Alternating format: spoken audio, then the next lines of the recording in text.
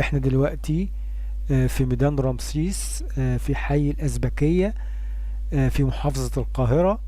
وادي الميدان، وادي منزل كوبري اكتوبر بتاع رمسيس، وادي عمارة رمسيس اللي هناك دي، وادي الطريق اللي جاي من ميدان رمسيس وميدان التحرير ومن الجيزة ومن عابدين والفجالة. وهنا بقى بيوجد ميكروباص في رمسيس عند منزل اكتوبر امام شارع الفجالة، بيروح السلام والنهضة. اهو هنا كده بيروح السلام والنهضة عند السهم اللي احنا شايفينه ده. بيروح السلام والنهضة عن طريق صلاح سالم او الجمال، وبيخش على السلام والنهضة وعند العبور. وشارع رمسيس بيبدأ من ميدان عبد المنعم رياض وبينتهي عند نادي السكة في الأسطورات. بياخد من عبد المنعم رياض وياخد على الإسعاف يعني بيبدأ من عبد المنعم رياض وبينتهي عند نادي السكة في الأسطورات. هنشوف بيمر على ايه بقى.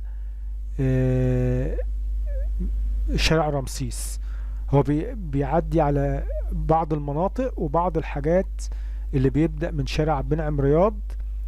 بس احنا هناخده من عند ميدان رمسيس. احنا شفنا الكاميرا صورت من عند شارع ميدان رمسيس.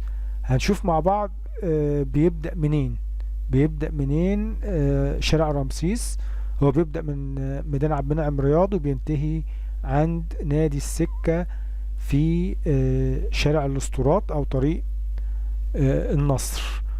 هنشوف دلوقتي هو بيمر رمسيس على الاسعاف وميدان رمسيس، الفجالة، مستشفى القبطي، غمرة، شارع بورسعيد، ومستشفى الدمرداش والعباسية، وبيعدي على الأحوال المدنية والجوازات، وبيمر على شارع صلاح سالم، إشارة صلاح سالم، وعلى تنظيم الإدارة بتاع الجيش اللي هو تصريح السفر، وعلى مستشفى الحميات، وعلى مركز المعلومات اللي بيمتحنوا فيه المدرسين، ووزارة المالية أو جمارك المالية.